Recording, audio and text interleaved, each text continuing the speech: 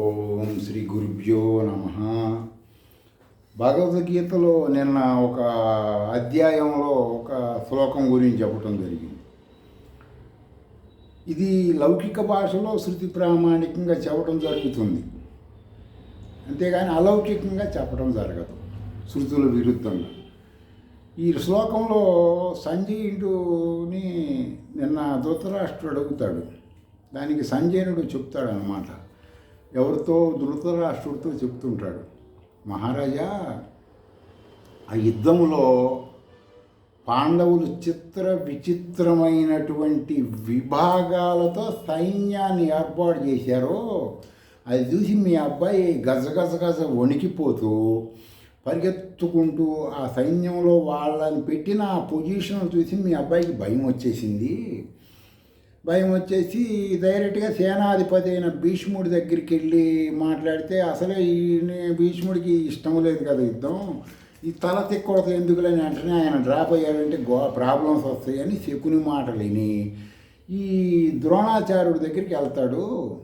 వెళ్ళి ద్రోణాచార్యుడి దగ్గరికి అడుగుతాడు, గురువుగారు, మరి ఈయన కూడా గురువుగారు అంటారు, విలువిద్య నేర్పించాడు కదా, మరి ఈ విధంగా ఏర్పాటు చేశారు కదండి పాండవులు, ఈ విచిత్రంగా మన సైన్యాన్ని ఏమో మీరు ఇట్లా చేయలేదు, కొంచెం భీష్ముడితో చెప్పండి, మన సైనికులు కొంచెం భయపడుతున్నాడని చెప్పట్లేదు, సైనికులు భయపడుతున్నారు. ఎప్పుడైనా సరే గుర్తుపెట్టుకోవాల్సింది ఏంటంటే, ఒక మనిషిని మనం ఎవరినైనా దెబ్బతీయాలంటే సైకాలజికల్గా దెబ్బతీసే విధంగా ఈ యొక్క తక్కువ సైన్యమైన పాండవుల్ని ఈ కృష్ణుడు సారథ్యంలో ఉండబట్టి దానిని భయం కొలిపే రీతిలో ఏర్పాటు చేశాడు ఆయన.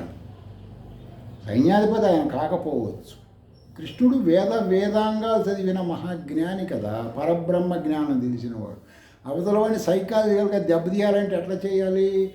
ఆ విధంగా చేశాడు. తక్కువ సైన్యం ఉన్నా ఎక్కువ సైన్యం వాడు భయపడేటట్టు. ఇటు దుర్యోధనుడికి పోయి అడుగుతుంటే అప్పుడు ఈ ధృతరాష్ట్ర మహారాజు అడుగుతాడు, అదేంటి సంజయ, మా అబ్బాయి మహారాజు కదా, చిటికేయంగానే గబగబా భీష్ముడు కూడా రావాలి, మా అబ్బాయి దగ్గరికి వచ్చి అడగాలి కదా, మా అబ్బాయి పరిగెత్తుకుంటే వెళ్తామేంటి ద్రోణాచార్యుడి దగ్గరికి అంటే, అదేం కాదులేండి, ఇప్పుడు పెద్దవాడని గౌరవంతో పోయి ఉండొచ్చులే, అంతేగాని అక్కడ యుద్ధంలోకి వెళ్ళినప్పుడు నేను మహారాజుని అది ఇదని కమాండింగ్ చేస్తేనే వాళ్ళు కొన్ని ఫ్రీగా స్వేచ్ఛగా చేయలేరు కదా, దాంతో అపజయం కలుగుతుందని భయంతో కానీ రకరకాల కారణాలతో పోయాడు మీ అబ్బాయి. అందువలన పోయి ద్రోణాచార్యుడిని అడిగాడు.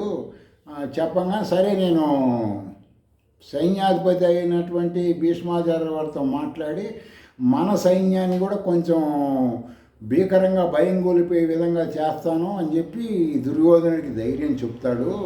ప్రారంభంలోనే దుర్యోధనుడికి భయం, యుద్ధంలో గెలవలేమేమో అని భయం ఏర్పడిపోతుంది. ఇక్కడ మనం ఆలోచించాల్సింది ఏంటంటే, ధర్మానికి అధర్మానికి ఉండేటువంటి వ్యత్యాసం. అధర్మం కదా ఇది, అధర్మం వల్ల ఏమవుతుంది, ప్రారంభంలో భయం వచ్చేసింది, మనం గెలవలేమేమో అది ఇది అని. ఆ విధంగా సంజయుడు ధృతరాష్ట్రుడికి చెప్తాడు. చెప్పి ఈ విధంగా ఇట్లా అడిగాడులేండి మీ అబ్బాయి, వెళ్ళి ఇట్లా అడగటం జరుగుతుంది. అడగగానే వాళ్ళు సరే దుర్యోధనుడు వెళ్ళి చెప్పాడు కాబట్టి మహారాజు చెప్పిన తర్వాత కాదనకూడదు కదా, అందుకని చెప్పి వెంటనే సేనాధిపతితో మాట్లాడి సైన్యాన్ని కొంచెం బాగా భయంకరంగా ఏర్పాటు చేస్తానికి భీష్ముడితో మాట్లాడటానికి వాళ్ళిద్దరు మాడుకుంటున్నారు అని చెప్పి చెబుతాడు. అది ఈ రోజున ఈ సంజయుడు ధృతరాష్ట్రుడికి జరిగినటువంటి సంవాదంలో ఈ క్లుప్త వివరణ మీకు వివరించడం అయినది. స్వస్తి.